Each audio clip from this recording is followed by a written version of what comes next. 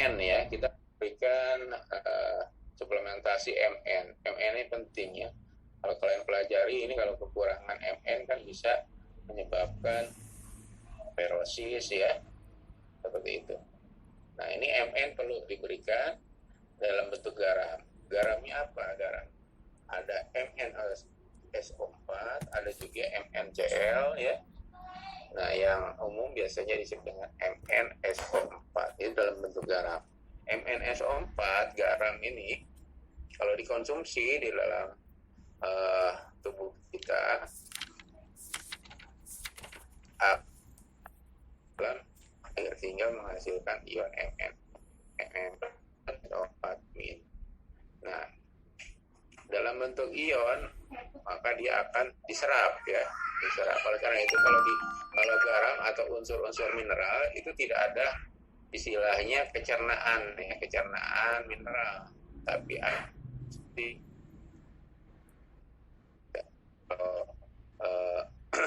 nutrien seperti protein ya, atau protein, lemak, nah itu kan kecernaan lemak disebutnya. Kecernaan lemaknya berapa persen? Kalau mineral penyerapan ya, absorpsi. Nah, pemberian Mn contohnya di sini. Nah, dalam bentuk Mn di sini garam mineral. Nah, kita harus tahu ya, untuk dalam mineral murni dalam bentuk Mn. Nah, kita harus tahu berat atom mineralnya. Berat atom mineral Mn itu berapa? Nah, kan sudah belajar di kimia ya. Bobot atom ya, berat atau bobot atom ini 54,93. Berat molekul mineralnya, nah berat molekul mineral dijumlah ya. S, ini kan udah belajar di kimia. S itu berapa ya? Bobotnya kan kalau nggak salah 35,5 ya. Oksigen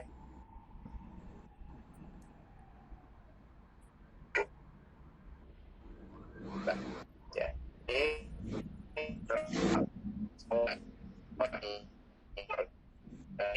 Mn-nya.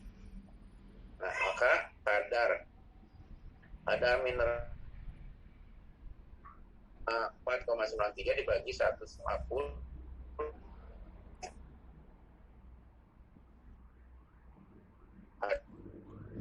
adalah garam tersebut 6,4% Mn. 6,4% Mn. Nah, ini yang sudah kita ketahui ya, kadar mineral dalam bentuk persen ya, dalam garam mineralnya. Nah, setelah itu kita harus tahu kebutuhan Mn, kebutuhan Mn berapa ya. Nah, misalnya kebutuhannya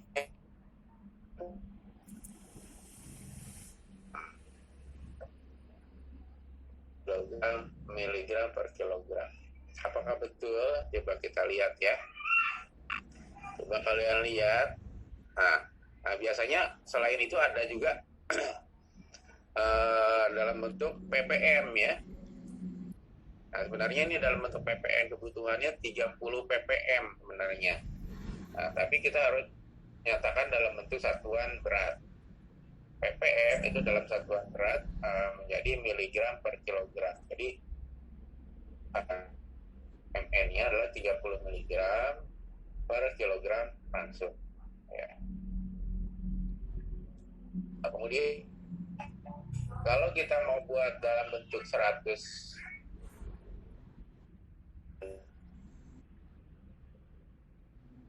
ya, kita kali 100 ini 300 mg. Kalau mau dibuat menjadi 100 kg langsung, kita kali 100 jadi 3000 mg ya. 3000 mg itu harus kita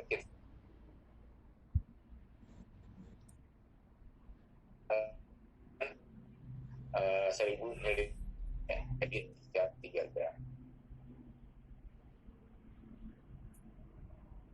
Terus langsung kebutuhan. Nah, sedangkan sekarang kalau dalam dalam bentuk gram, ini dalam bentuk unsurnya. Sedangkan ini dalam bentuk garamnya berapa? Dalam bentuk garam ini kita rumuskan 3 gram ini dibagi 36,4 kali 100 ya, sama dengan 8,24 gram. Jadi kebutuhan garam MnSO4 ini sekitar 8,24 gram. 4 gram MnSO4 terdapat 3 gram Mn. Nah, ini ya. Jadi kalau kita membuat campurannya, premix MnO4-nya yang dibutuhkan dalam bentuk garam NO4 sekitar 8,24 gram. Kita dapat data kebutuhan untuk Mn.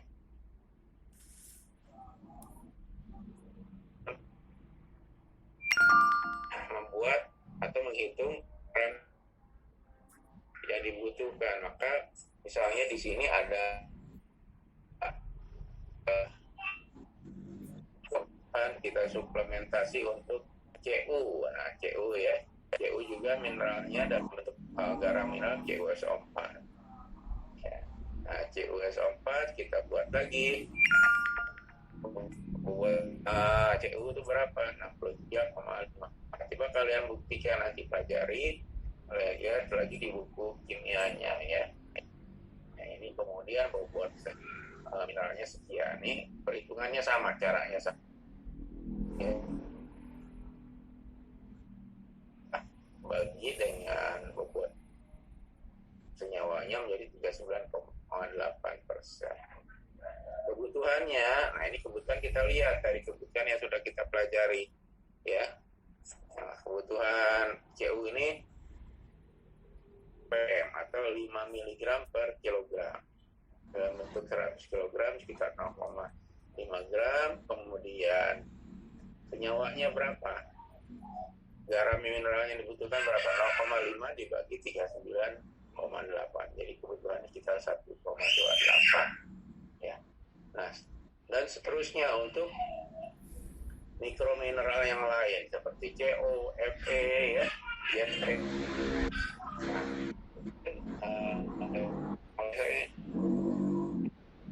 berapa mineral mikro kita masukkan. Nah, selain mineral mikro kan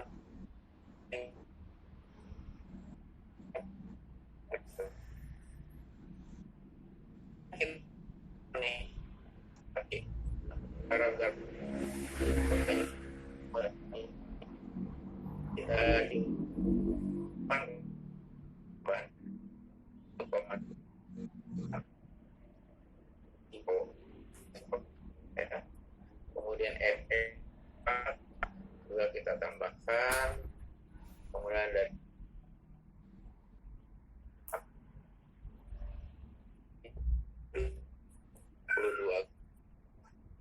ya. Nah, coba kalian perhatikan ya, 38,62 itu harus masuk ke dalam 100 kg langsung. Nah, kita lihat lagi di awal ya, bahwa mineral, premix mineral biasanya diberikan sebanyak 0,5% atau dalam 100 kg langsung. Sedangkan yang sudah kita hitung ini, yang sudah kita jumlah jauh dari 0,5.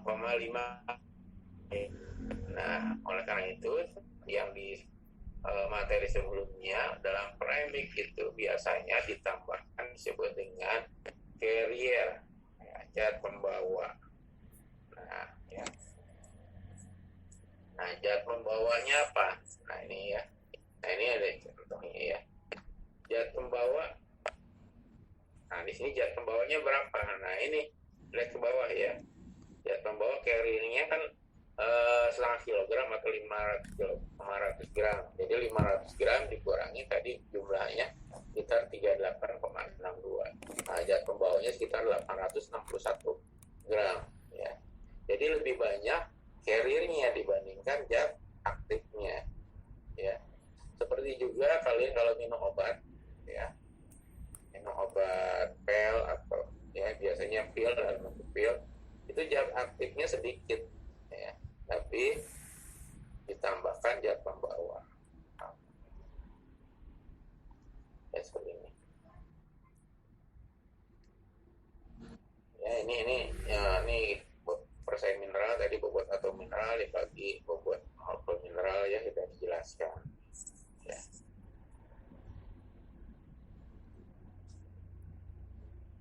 Nah, sampai sini ada yang mau ditanyakan?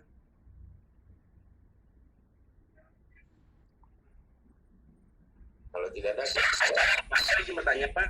Iya. Yang tadi Pak di tabel pemuatan premix itu, di tabel pemuatan gramnya 30 miligram, terus kita berubah ke 3 gram kan, bukannya miligram ke gram itu Pak, bagus ya. Tapi kenapa tadi hasilnya 30 miligram ke miligram itu jadi 3 gram gitu Pak? Itu 3 gramnya dari mana Pak, kalau boleh tahu? Ini ya, saya kembali lagi ya. Ini kan tadi kebutuhannya, kita lihat lagi ya. Kebutuhan, kalau lihat kebutuhan MN itu adalah sebenarnya dalam bentuk ppm, 30 ppm atau sama dengan 30 mg per kilogram kebutuhan. Ini kan dalam bentuk 1 kilogram, sedangkan biasanya kita butuhkan dalam menyusun ransum itu dalam bentuk 100 kg atau 100% kan, dalam bentuk 100 kg.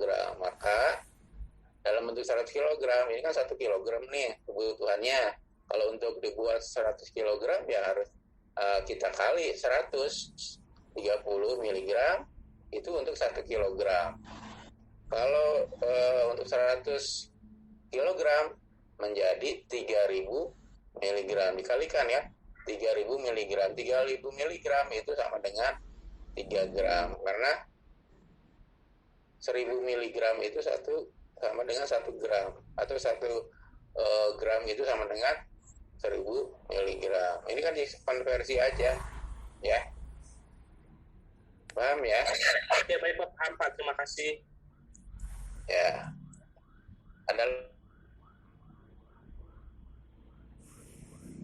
Kita lanjut ya.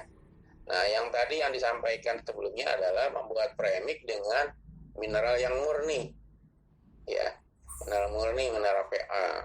Nah, biasanya mineral murni itu mahal. Nah, untuk food grade atau feed grade ya, untuk kebutuhan pakan cukup yang tidak murni, yang teknis ya. Nah, yang tidak murni ini biasanya tidak 100% murni kan, jadi dia di bawah 100%. Nah,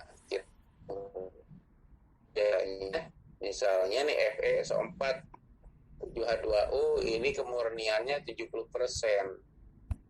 ya. Ini juga dihitung juga ini. Misalnya kita ingin mengetahui kebutuhan FeSO4 72H2O, nah, kebutuhan Fe dalam ransum 30 ppm apa juga ya.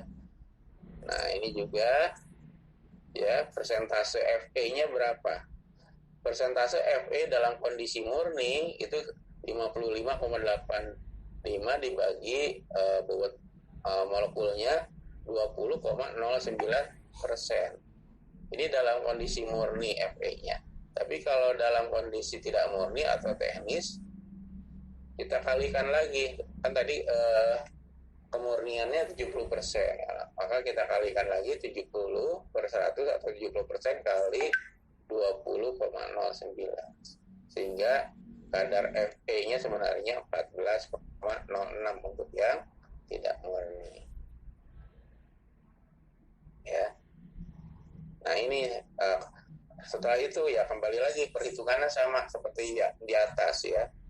Seperti yang di atas untuk menghitung kebutuhannya ya. Nah, ini juga ini ya, sama nih. Nah, ini tadi hitungannya ya sama yang untuk premix yang misalnya untuk membuat 10 kg ya. ini zat pembawanya 10 kg. Kalau buatnya 10 kg ya, tapi biasanya 1 kg. Ini jangan membingungkan ya. Jadi yang lihatnya yang tadi aja ya. Ya udah ya, nanti pelajari akan ada pertanyaan-pertanyaan kaitannya dengan menyusun premix ya. Nah, premix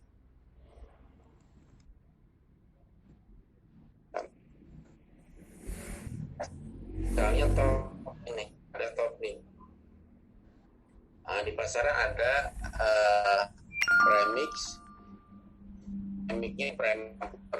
ya, ada asam amino, ada mineral, ada vitamin ya. Nah ini biasanya ini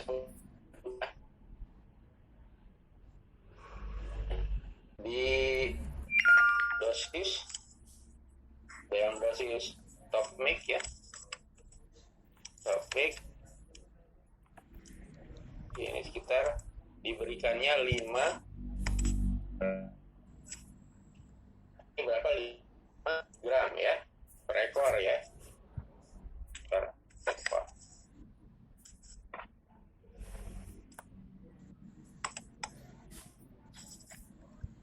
Nah, 5 gram per ekor. Sekarang berapa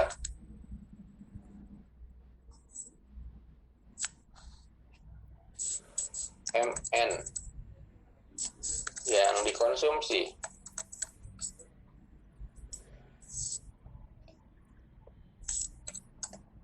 Apakah sudah sesuai dengan kebutuhan?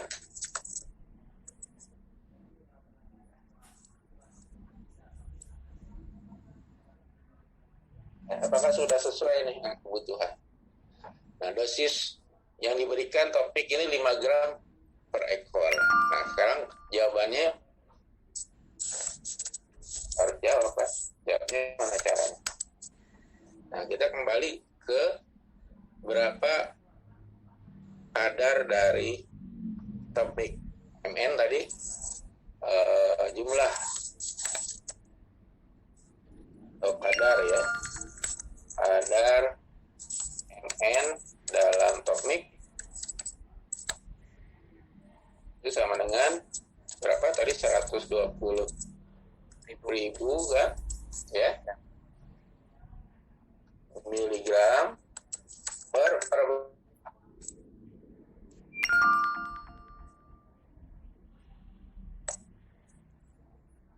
jumlah kadar MN dalam topik berapa?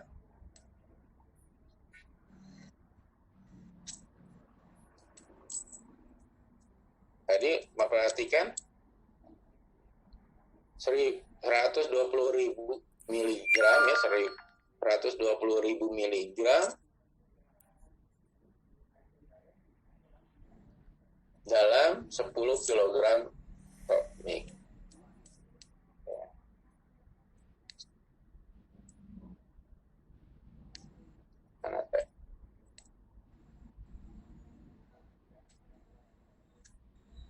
Per 100 kilogram topik.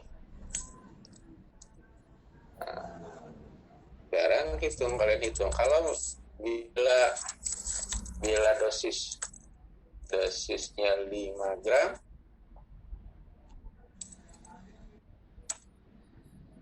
per ekor, artinya berapa tuh? Jadi berapa? Caranya gimana caranya ya? Nah, kita harus meringkas atau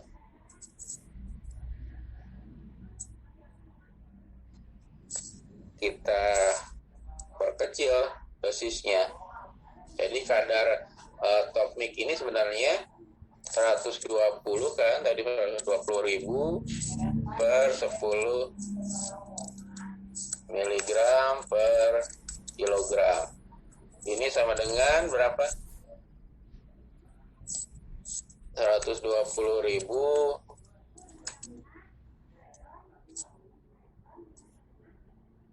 per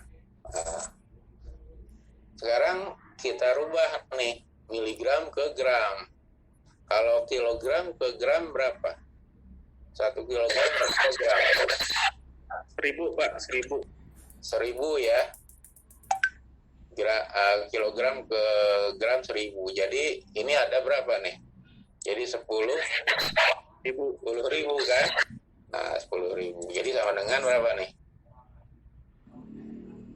12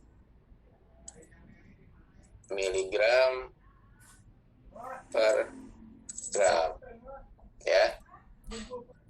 Nah, itu sebenarnya dosis top mix, dosis MN di dalam top mix adalah 12 miligram per gram. Jadi kalau kita berikan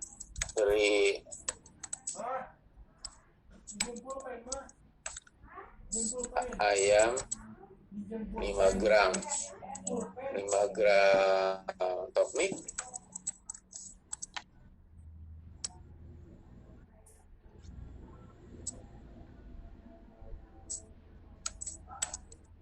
MN yang dikonsumsi berapa? Sama dengan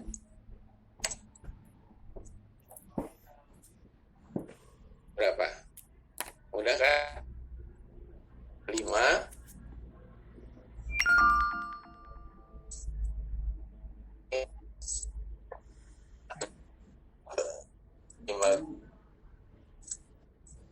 kali 12 ya kan? 12 miligram per gram. Jadi berapa? Kita berapa nih 5 kali 12? 60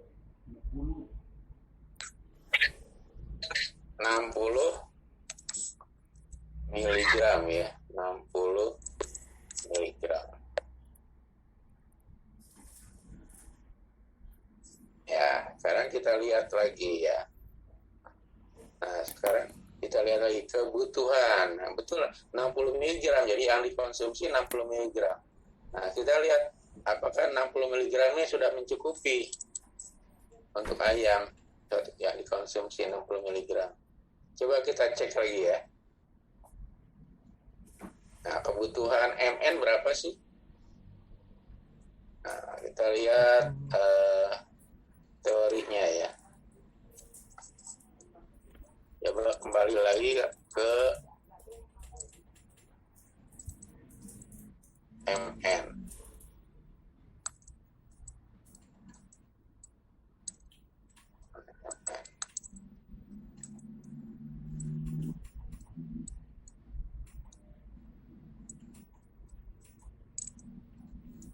Saya buka dulu nih ininya. Kalau kalian lihat berapa? Coba cari. Nih, kita buka dulu nih MN mana. Belum. Nah, ini. Ya, pada anak ayam. Ya. Nah, pada anak ayam coba nanti kalau kalian buka itu kebutuhannya sebesar 50 ppm ya. Jadi kan ya kebutuhannya 50 ppm. Coba nih saya ya 50 ppm tuh. Kalau kalian buka ya 50 ppm artinya dosis itu si top mix memberikan dosis tertinggi. Yang dosis terendahnya 3 gram sampai 5 gram. Dosis sedangnya 4 gram. Kalau 4 gram pasti dia 50. Ya. Jadi kebutuhannya adalah 50 ppm. 50 ppm itu sama dengan 50 mg per kilogram. Jadi sudah mencukupi ya. Sudah mencukupi dari pemberian sebanyak 60 mg. Jadi kalau dosisnya 4 gram jadi berapa? 4 kali 12 kan 50 ya. Nah, ini yang sesuai dengan kebutuhan NRC. Kebutuhan. Kalau 3 dia di bawah, masih di bawah. Tapi tentunya selain dari mineral, supply ini kan dari pakan-pakan yang lain juga supply-nya ada ya, walaupun sedikit. Ya seperti itu ya. Nah, ini bisa kalian screenshot aja supaya bisa dicatat ya. Nah, mungkin pertanyaan saya kebalikannya nanti di dalam UAS ya. Bukan seperti ini, tapi berapa kebutuhan dosis yang dibutuhkan ya, nanti dosis yang diperlukan misalnya saya tanya berapa dosis yang diperlukan untuk memberikan ayam yang kebutuhannya sekitar misalnya 40 ppm seperti itu. Nanti kalian cari kebalikannya ya. Logika aja ini, logikanya sederhana ya. Gitu ya. Ya mungkin itu aja ya. Ada yang pertanyaan? Nah, ini kita bisa dengan topik ini kita bisa analisa sendiri, jadi nggak harus dari mana itu pabrik menyusun dosis seperti itu. Nah, karena kita juga sudah belajar, tentunya kita bisa analisa sendiri. Ya, ada pertanyaan yang mau ditanyakan, mungkin ada yang belum dipahami, silakan.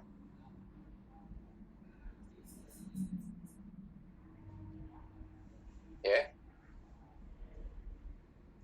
bagaimana? Sudah paham nih semua? Yes.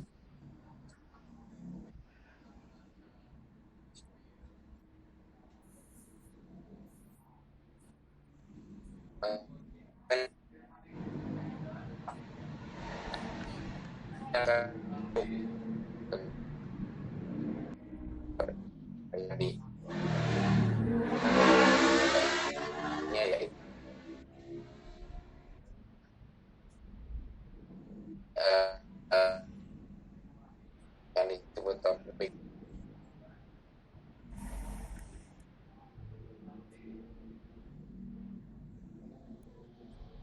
pertanyaan.